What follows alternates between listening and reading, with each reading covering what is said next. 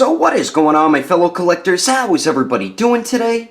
Daredevil19 here, and today we're going to be taking a look at the Bandai Tamashii Nations Robot Spirits Pacific Rim Uprising GIPSY Avenger. So let's get into it right away and start off with the box. So we do get a pretty cool looking style box for this Pacific Rim line. So we do get a little bit of a window right there on the front of the box. On the top says Robot Spirits Pacific Rim Uprising. Then we do get a couple images of GIPSY Avenger. Then on the bottom here says Side Jaeger, GIPSY Avenger, Warning, blah blah blah blah blah, Tamashii Nations, and Bandai. And then here is the bottom of the box, looking pretty cool there with a nice image of the figure as well. And then here is the top of the box, says GIPSY Avenger. I'm guessing each Jaeger has their name on the top of the box. And then the one side of it here does have a badass image of the figure there. And then here is the other side of the box. And then the back of it does show a few poses you can get the figure into along with some of the accessories. But anyway, that is the packaging. Let's get this figure over to take a closer look at this badass looking Jaeger, which I'm guessing is the 2.0 version of GIPSY Danger. Alrighty, taking a closer detailed look, and Tamashii Nations did a pretty good job with this figure. My biggest issue is there is no shading or any type of like wash or anything throughout the figure, and it doesn't look like it's made out of metal like what they are made out of. To me, personally, for me, that is pretty disappointing. Yeah, they're a lot cheaper compared to what we usually get with like SH Figure Arts and stuff, but I mean, there is no shading at all on this figure, and if they did that, they could have made it look so much better. So to me, that's the biggest disappointing thing about the figure. No shading, no wash, no line work or anything like that, and it just looks very plain. It looks like a toy made out of plastic, you know what I mean? But other than that, I think the sculpt work looks great. Where the red lines are, they did a very nice job with the paint on that. Same with the visor where the cockpit is. The head sculpt looks pretty dope though. We do have some nice paint and sculpt on it. Like I said, the yellow for the visor looks pretty cool. Then we do have like a metallic-y type blue, like around where the mouth would be. And it looks pretty cool. Just nice sculpt all throughout it. The red lines are nice and even going over the top of the head right there. I forgot what this is called, but I love that they used a orange translucent plastic. It looks dope, and it has some pretty cool sculpt work on it too. Then we get some letters and numbers right there on the side. I guess that's the serial number for this Jaeger. But nice sculpt all throughout the torso here, and I do like this like metallic-y silver that they used right over here. Over here you can tell it's plastic. I believe they painted this right there because it does have a metallic look to it, unless that's the color of the plastic. But nice sculpt all throughout it, and just like I said, line work or shading would have just made this figure look so damn cool. I mean, it is a pretty cool figure though. The back looks alright, very plain looking, of course. I mean, to me it looks more like a model kit than an actual figure, you know what I mean? Because the model kits don't have paint on them, it's just the plastic. The arms here look pretty good. The shoulder pads, they look cool, but I hate them on the figure because it hinders so much damn arm articulation, and it's just so irritating. But the paint on there looks pretty cool and everything. The sculpt, arms look good. I like the way the elbow joints look. It looks like robotic, and it turned out really cool. And the forearms turned out pretty cool too. Some nice sculpt, and wherever the red paint is, nice paint work on that.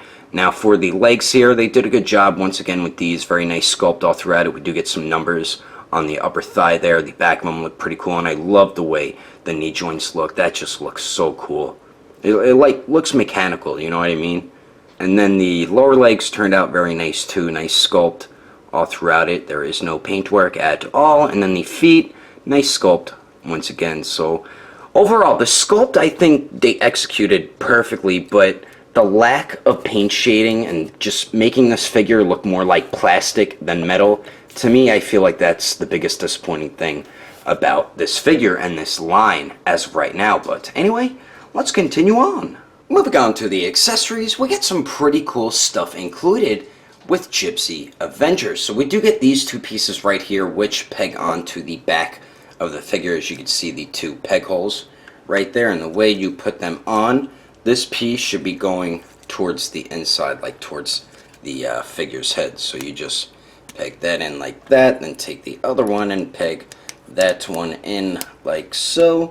And then there you go, as simple as that to get those on. So we do get those, and then we also get two interchangeable forearms. The left forearm comes with the blade on it, as you can see right there, and then the right one has that like cannon that shoots out some sort of blast. And as I do recall, I believe Gypsy Avenger has 2 blades for each arm, so I don't know why they only included one. They should have included both of them. So we do get the arm cannon blaster thingy, whatever the hell it's called, and I really like the way this looks. They used a really cool blue translucent plastic with some cool sculpt to it. Same with on the inside of it. I think that looks pretty cool.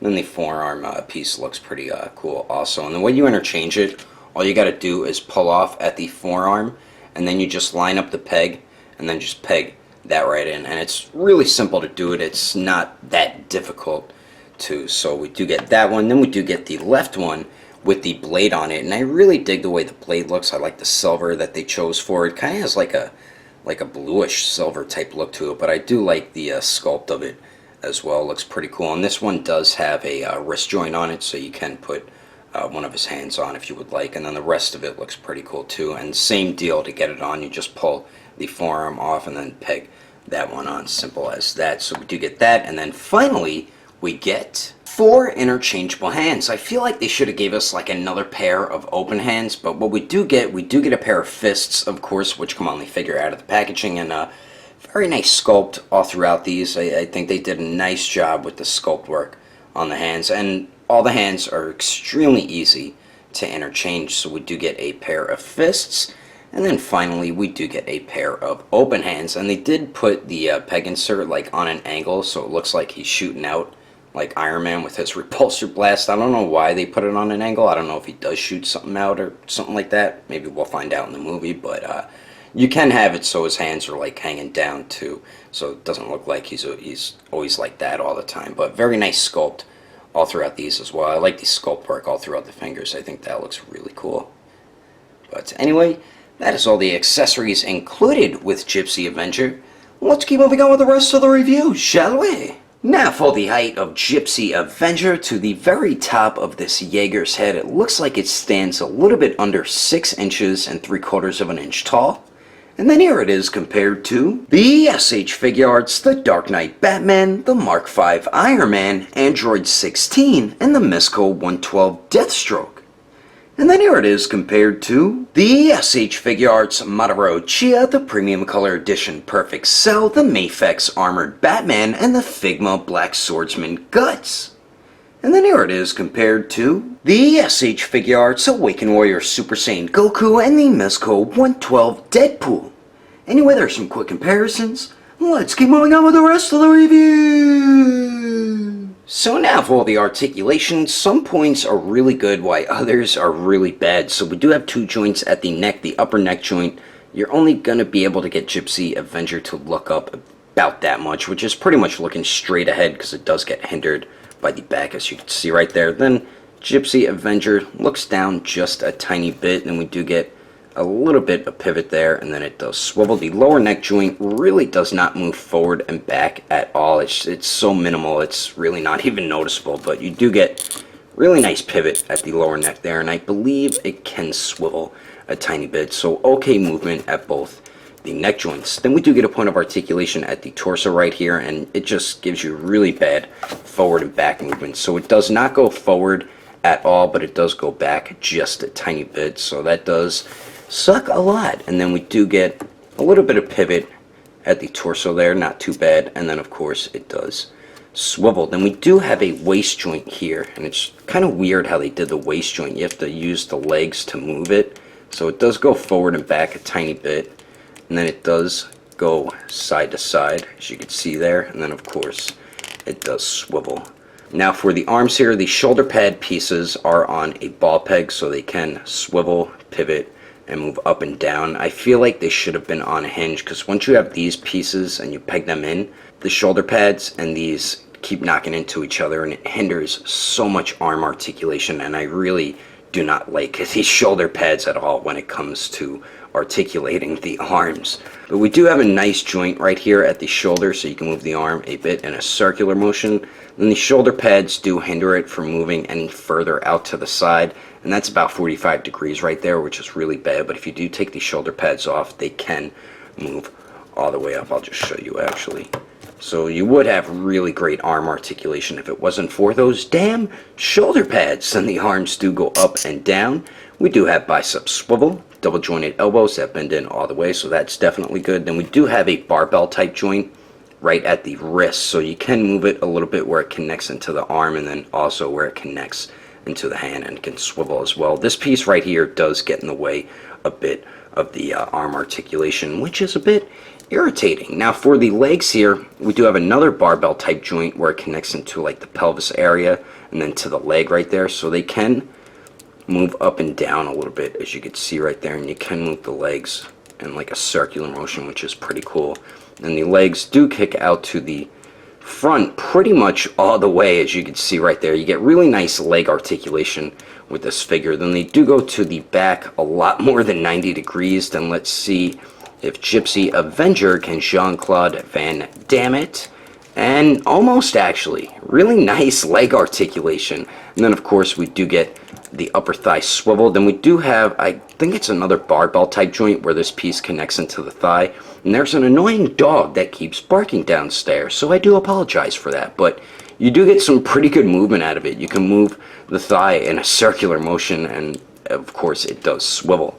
Then we do have double jointed knees that bend back all the way, which is definitely good. And for the ankles here, they do swivel a bit, but they do get hindered by these pieces here, and they do hinge up a lot, and then they do hinge down just a tiny bit. And then we do get very minimal pivot right there because of these pieces around the ankles, which does kind of suck. So overall, like I said, some points of articulation are outstanding on this figure, while other points are just really bad. But I mean, you're going to be able to get Gypsy Avenger in some decent Jaeger-like poses, and I'm about to show you some of them right about now. But anyway, that is my review of the Robot Spirits Gypsy Avenger. Hope you enjoyed it. If I had to rate this figure between a 1 through 10, I'd have to give it an even 8. If you would like to know the price and where to buy this figure, I did find this one at GameStop, but I did order a different Pacific Rim figure from Ageless Geeks, so he does have these in stock. Not sure if he has it on the website. If he doesn't, you could always join the Ageless Geeks Facebook group and get them from there as well. I will put more information in the description below. And if you would like to support the channel, don't forget to subscribe and click on that notification bell. And if you liked it, give it a thumbs up. If you didn't like it, just give it a thumbs up anyway, because action figures are awesome. But thanks for watching. I will see you later.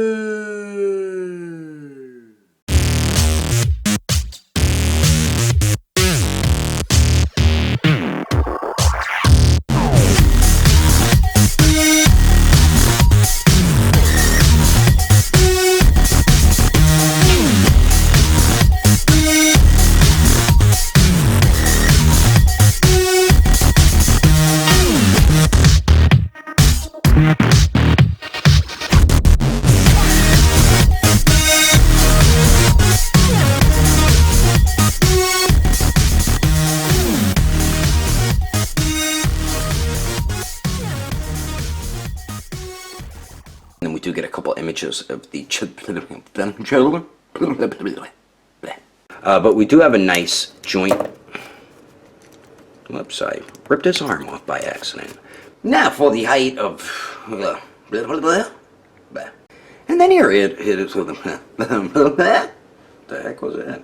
The SH Figure Arts, the Dark Knight Batman, the Mafex Armored Batman, and the Figma. Two interchangeable forearms. Now the Gypsy Avenger had two blades on each hand. Damn it!